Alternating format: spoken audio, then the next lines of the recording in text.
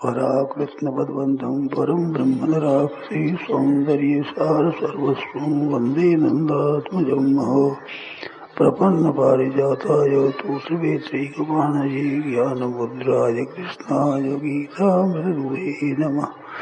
वसुदेवसुतं देवं कंसचाणूरमर्दनं देवकी परमानन्दं कृष्णं वन्दे जगद्गुरुम्। वंशी विभूषितकरान्नवनीरदाभात् पीताम्बरादरुणबिम्बफलाधरोष्ठात् पूर्णेन्दुसुन्दरमुखादरविन्दनेत्रात् कृष्णात् परं किमपि तत्त्वमहं न जाने। हरि ओं नमो परमात्मने नमस्ते नमो नमस्ते।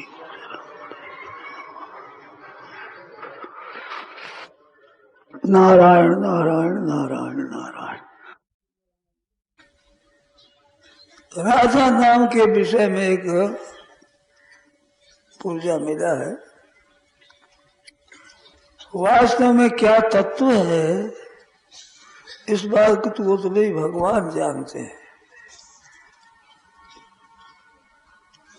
दूसरे उनके कोई ऊंचे दर्जे के भक्त हो वो जानते हैं, एक नंबर में तो भगवान ही जानते हैं, वैसा कोई नहीं जानता।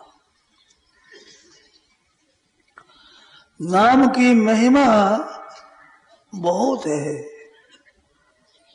ऐसे राधे के जैसे राम है, जैसे कृष्ण है, गोविंद वासुदेव दामोदर, नाम में अधिक महिमा है। तो रा कहते ही भगवान पीछे पीछे दौड़ते हैं और कहते ध कहते ही उसके समर्पित हो जाते हैं, ऐसा भी आया है। तो ऐसा इससे बढ़कर भी आ जाए तो कोई आश्चर्य नहीं है।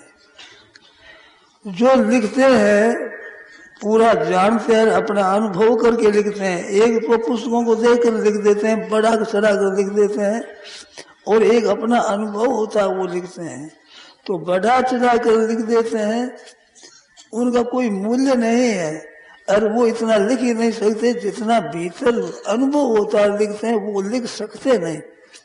महिमा इतनी अधिक है कि कितनी अधिक लिख दे, लोगों की दृष्टि में बहुत अधिक महिमा मालूम पड़ती है, जान पड़ती है कि बहुत ज्यादा लिखा है, परंतु उनका अनुभव इतना विलक्षण है कि वो लिख सकते नहीं, इससे अधिक अनुभव है उनका। तो नाम की महिमा जितनी कही जाए उतनी थोड़ी है। तो राधे नाम से ऐसे होता है, परंतु वो अनुभव को जो लेकर करके लिखते हैं वो साधारण आदमी उनको नहीं समझ पाता और करके उसका अनुभव भी नहीं कर सकता। किस स्थिति में होकर, कैसी अवस्था में होकर वे कहते हैं, उस स्थिति को वे ही जाने, दूसरे नहीं जान सकते। तो राधा जी है क्या तत्व है, और भी पूछा राधा तत्व क्या है। तो राधा तत्व क्या है, तो उसका बहुत विकृत विपरीत अर्थ, जैसे कोई एक अक्षर लिखे उनका विपरीत होता है, तो विपरीत में और तरह होता है वो। जैसे मैंने एक दिन दृष्टांत दिया था कि जैसे हम दर्पण में मुख देखते हैं, तो हम अगर पश्चिमाभिमुख बैठे हैं, हमारा मुख पश्चिम दिशा की तरफ है, तो दर्पण का मुख, दर्पण में देखने वाला मुख वो पूर्वी तरफ देखता हुआ दिखेगा। हमारा दाहिना है वो वहां बायां दिखेगा, हमारा बायां है वो दाहिना दिखेगा, बिल्कुल उल्टा दिखता है, उल्टा है जिसे उल्टा दिखता है। ऐसे संसार को इसको बताया है कि दर्पण दृश्यमान नगरी प्रेक्षम निजांतर्गतम, ये दृश्य है उनको दर्पण में देखने की तरह दिखा है। तो संसार में उल्टा दिखता है, तो उल्टा दिखता तो क्या हो गया, उल्टा दिखने से बिल्कुल विपरीत, जैसे कोई मुक्ति देने वाली चीज हो वो नरकों में ले जाने वाली चीज हो जाए, इतनी उल्टी होती है, सफा उल्टी। तो प्रेम क्या चीज है, इस चीज को समझने के लिए एक उल्टी बात कहते हैं आपको। जैसे विषयों का आकर्षण है, जैसे स्त्री का पुरुष के प्रति, पुरुष के स्त्री के प्रति जो आकर्षण है, ये आकर्षण अपने सुख के लिए है। और भगवान का, राधा जी का आकर्षण है, ये सुख देने की गंदी नहीं है किंचन मात्र भी, केवल सुख देने के लिए है। श्री जी का प्रेम भगवान कृष्ण में है, कृष्ण को सुखी करने के लिए, प्रसन्न करने के लिए। और कृष्ण भगवान का प्रेम है श्री राधा जी को प्रसन्न करने के लिए।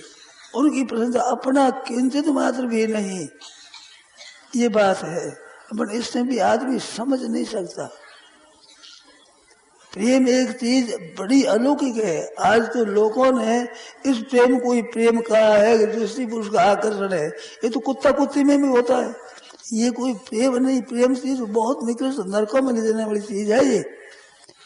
परंतु आकर्षण एक आकर्षण है, उसका अंश एक लिया जाए तो आकर्षण ऐसा केवल उनके हित के लिए, वो अनिर्वचनीय प्रेम है जिसका निर्वचन नहीं हो सकता। प्रतिक्षण वर्धमानम प्रेम है, प्रतिक्षण बढ़ता है। वो प्रेम प्राप्त होता है तत्व ज्ञान के बाद, जब संसार मात्र का अत्यंत अभाव हो जाता है और तत्व में स्थिति होती है, उसमें एक विलक्षण आनंद होता है, अपार आनंद, असीम आनंद, अखंड आनंद।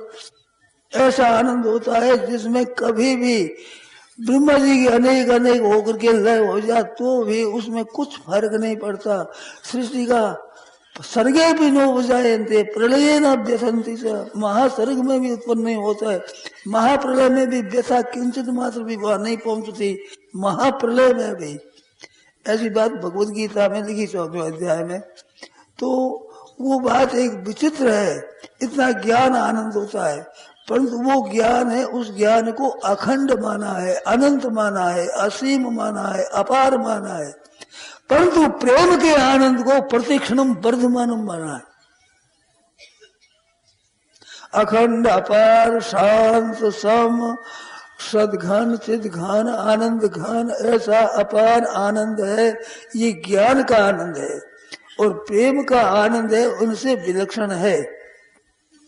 वो कैसा है तो उसके लिए कहा है कि प्रतिक्षणम वर्धमानम अनिर्वचनीयम।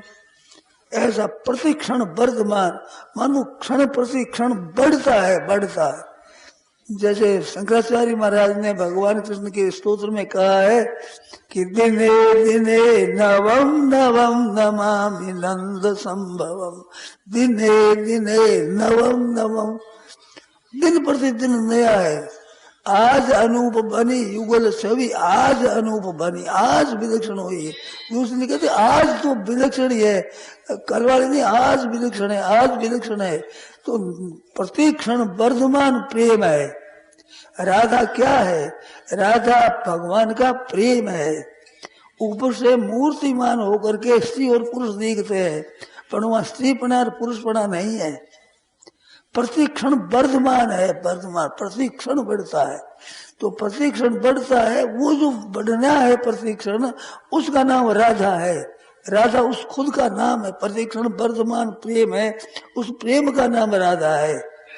उसको किस रूप से प्रकट करें कि देखे तो राधा रूप से वो प्रकट हुआ है। तो राधा तत्व क्या है? तत्व अनिर्वचनीय प्रेम है, प्रतिक्षण वर्धमान प्रेम है। इनकी लीलाओं का वर्णन भी बहुत विलक्षण रीति से हुआ है और इस तत्व को जानने की भाई अपनी तो सामर्थ्य नहीं है वर्णन करने की, ऐसी विलक्षण बात है। मैंने सुनी है, उसके अनुसार थोड़ी थोड़ी बात कह देता हूँ। मैं अपने को उसका वर्णन करने का अधिकारी नहीं मानता हूँ। अब इनके देखने की तो सखियों से श्री जी कहती है कि ये कृष्ण का जो दर्शन है वो सखियों मेरे को दर्शन करा दो। तो दर्शन कर लो, भगवान के दर्शन तो सीधे दर्शन कर लो कि मेरे दर्शन होता नहीं, मेरे दर्शन कराओ। तो एक दिन की बात है, सखियां एक तरफ थी, श्री जी जमुना जी के किनारे खड़ी थी और कृष्ण भगवान के सामने देख रही थी। और श्री कृष्ण राधा जी के सामने देख रहे थे तो सखिया ने विचार किया कि आज हम पकड़ लेंगे इनको, कि तुम देख रही हो ना। तो बहुत देर देखे तो वहीं मूर्ति की तरह स्तब्ध होकर खड़ी थी। फिर विचार आया था कि आज दर्शन कर रही है, कि ना ना दर्शन कहाँ हो गए, मेरे को तो दर्शन हुए ही नहीं। सखी तुम दर्शन करा दो, किसी से कन्हैया के दर्शन करा दो। कि आज आप खड़ी थी ना, हमें खड़ी थी, दर्शन नहीं हुए। कि क्यों नहीं हुए, कि आप सामने खड़ी थी, आप स्तब्ध बिल्कुल मूर्ति वजह हो गई, साफ ही पुतली वही ऐसे स्तब्ध। कि सखी मैंने भगवान की तरफ देखा तो उनके कान में कुंडल था, उन कुंडल की एक किरण इधर आई, उसमें देखा तो मैं तो वहां ही मुग्ध हो गई, अगाड़ी मेरी दृष्टि गई नहीं। अब दर्शन कैसे करूं, वो किरण है उसको भी नहीं पकड़ पाती, अब मैं उसको देख नहीं पाती और उसे तृप्ति नहीं होती, अगाड़ी मेरी दृष्टि जाती नहीं, अब दर्शन करूं कैसे, मेरे दर्शन हुए नहीं। अब इसे थोड़ी सी झलक आप समझ सकते हो कि प्रेम क्या चीज है।